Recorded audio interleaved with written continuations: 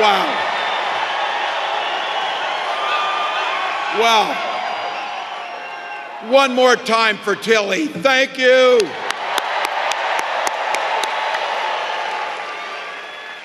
Well, hello, Las Vegas. Now, I know some of you spent the week Googling Minnesota a little bit and to figure out who these Minnesotans were. Here's the one thing I can tell you about us. We spend about half our lives talking about the weather. It's what we do. So I want to say thank you to all of the people since I've been here to remind me that it's a dry heat outside.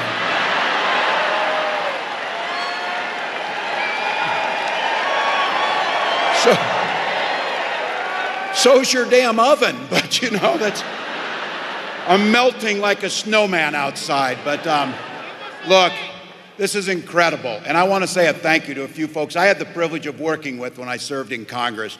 You have two of the best senators you could ever hope for. Senator Cortez Masto and Senator Rosen, just as a side note, there's lots of commonalities here. It may not be the weather. We walk on water half the year. It's so damn cold, but that's what we are. But we have something in common. Both Minnesota and Nevada have two women senators, and that's a pretty good thing.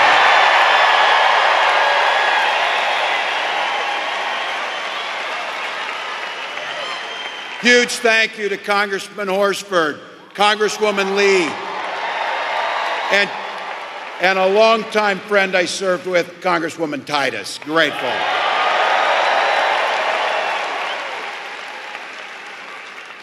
The special thank you is for what I'm looking at right here.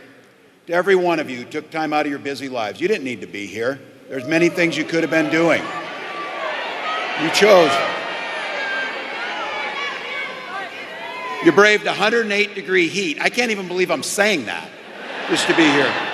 And I have to tell you, I understand because of the heat, they had to shut the door early and turn thousands of folks away. But don't worry, we're going to be back a lot.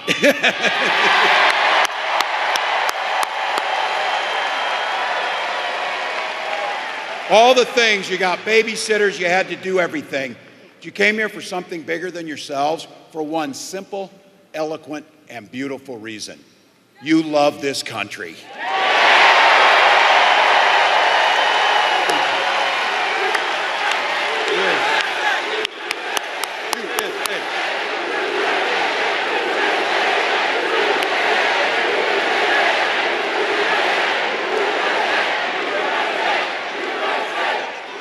I'm so incredibly proud to be on this ticket, and I want to give a big shout out with the support of a special group tonight, Culinary Workers Union 226.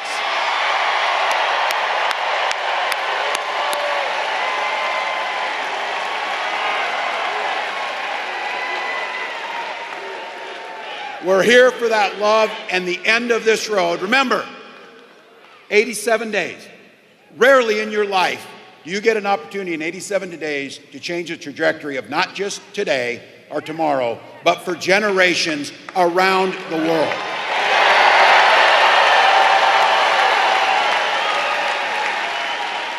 And I keep saying this, we can do anything for 87 days, and my mantra is, we'll sleep when we're dead. We'll sleep when we're dead. Because when you wake up on that 88th day, you're going to get to say, welcome, Madam President Harris.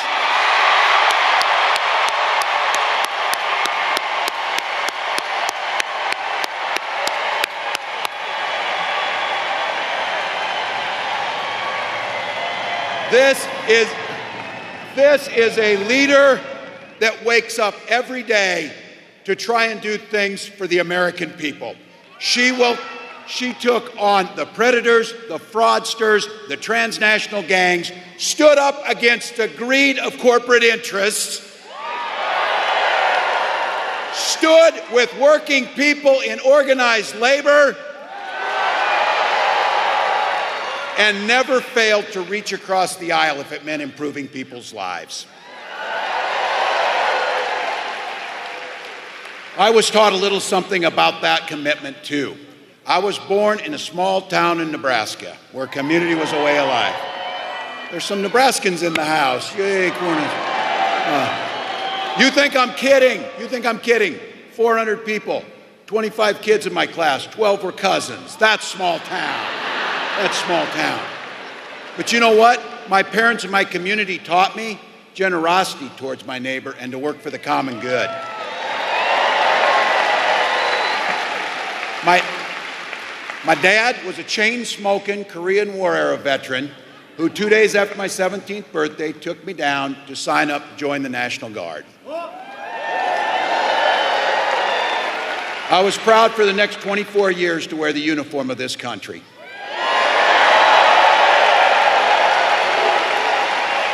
Thank you to every single one of you who wore that uniform. And I have to tell you, like my dad before me and millions of others, the GI Bill gave me a shot at a college education. And just like Tilly, my dad was a teacher, my older brother was a teacher, my sister was a teacher, my younger brother was a teacher.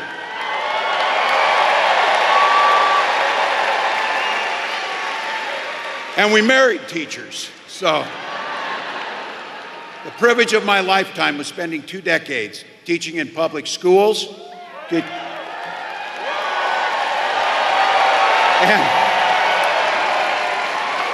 And you might have heard coaching football to a state championship.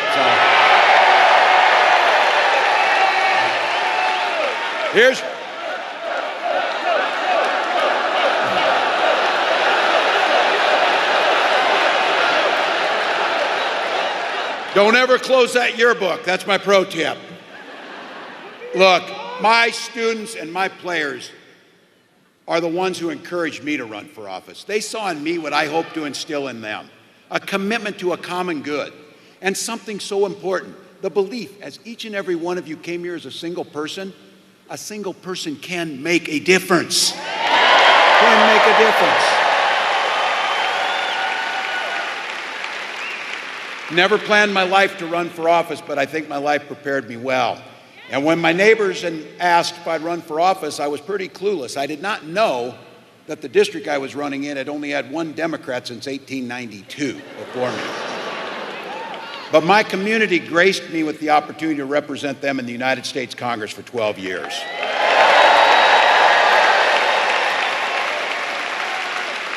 Where I had the privilege of serving as the ranking member on the VA committee, working with Republicans to pass the most extensive veterans package since the GI Bill.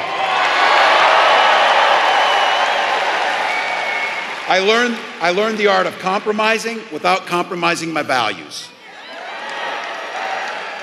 And as governor, I bring all those experiences together to tackle the most pressing challenges we have in the great state of Minnesota. Now, each of you came here. You came here because you love the country. You came here because you know how fantastic leader is going to walk out those doors in a minute or two.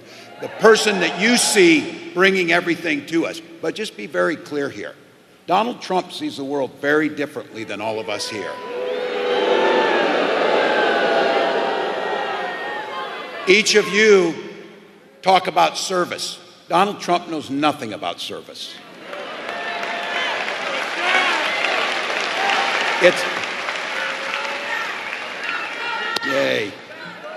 It's pretty hard to provide service to others when you're too busy looking out for only yourself. Again and again and again, Donald Trump made decisions to weaken this country to strengthen his own hand. He mocked our laws, he sowed division and chaos amongst our citizens, and that's to say nothing of his record as president. He froze in the face of the global COVID pandemic, and our neighbors died because of it. By not addressing COVID, he drove our economy into the ground. And I just want to set the record straight because facts do matter, and there's not an alternate set of facts.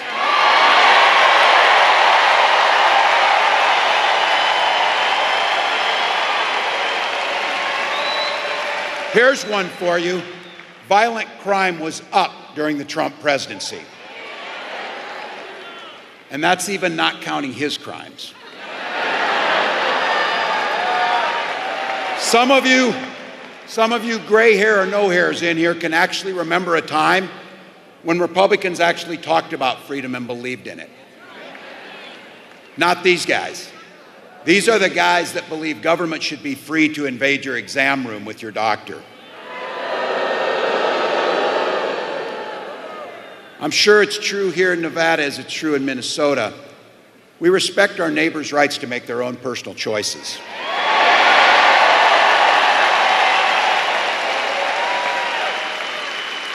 We don't have to agree with them or make the same choice, but we know that this nation, things work best when you mind your own damn business. When you mind your own damn business.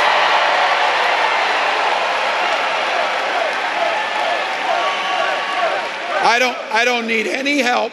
I don't need any help from those guys telling me which books to read.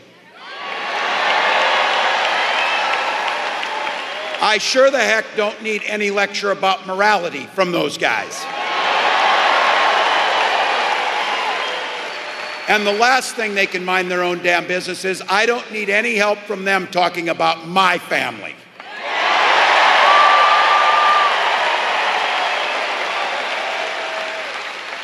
And this is where it gets personal, where they want to dictate things like IVF and reproductive care.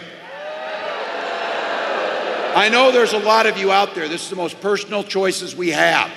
When my wife and I decided to have children, we spent years going through fertility treatments. And I said, I remember, we have somebody to help? You have water?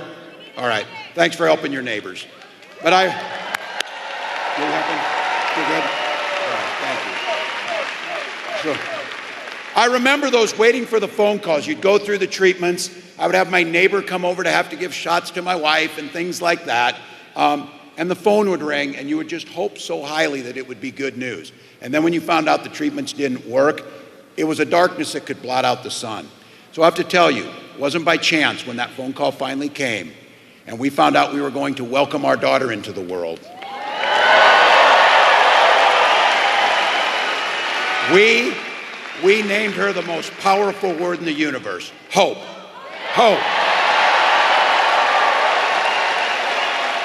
So when you hear Kamala Harris and I talk about freedom, we're very clear about this. We mean the freedom to make your own health care decisions.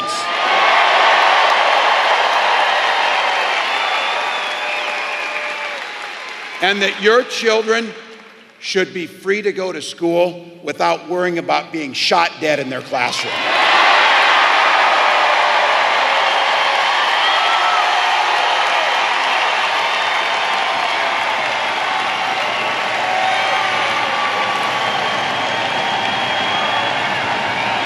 Look, again, I know Nevada's a lot like Minnesota. In Minnesota, we believe in the Second Amendment, but we also believe in common sense gun violence laws.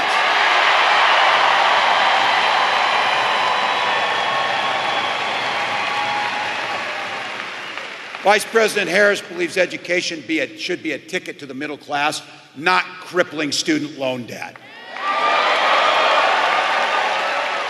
And we come here today because in 87 days, we're going to settle our political differences not through violence. We're going to settle it by beating them at the ballot box.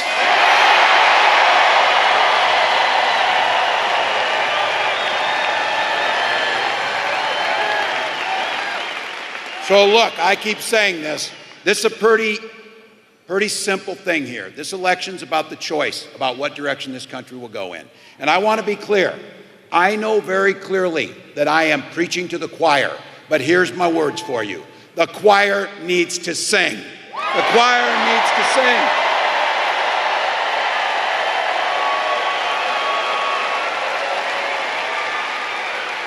So the other day I was saying this. I started out by saying, don't believe Donald Trump when he plays dumb about 2025. But then I remembered, you don't believe him on anything because that's what you shouldn't believe.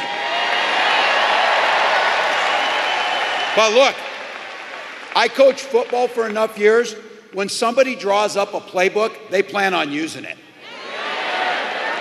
And when they do, they'll restrict our freedoms. When they do, they'll do what they've done. They'll rig the economy so that the middle class gets nothing and the rich get richer.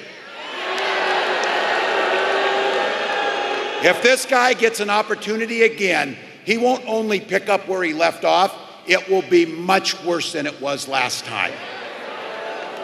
He'll gut Social Security, pull your health care, underfund public schools, all of it. That's damn right. Damn right. We're not going back.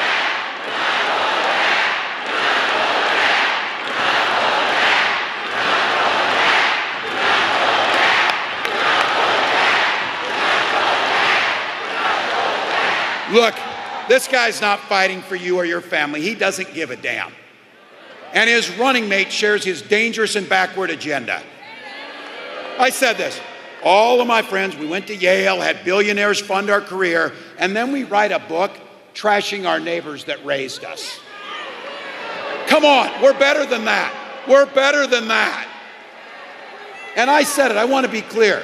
I didn't call anybody names. I spent enough years in that lunchroom to know bullies when I see them. I just made a very clear observation that they seem to be really concerned about. I pointed out that taking away reproductive freedoms, banning books, raising the price of insulin, trying to hurt labor unions, nobody's asking for that weird crap. No one's asking for it.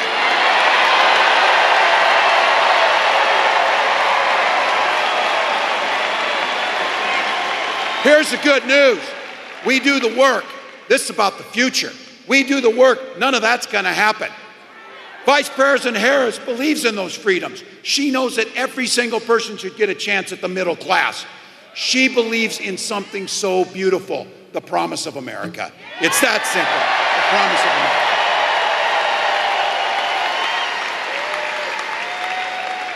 Madam Vice President, I want to say thank you for putting the trust in me to be your running mate. And I want to say,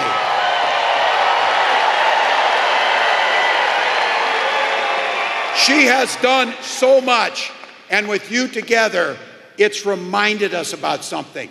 It's reminded us that this work can be about goodness. It can be about smiling. It's tough work, but we can be happy doing it.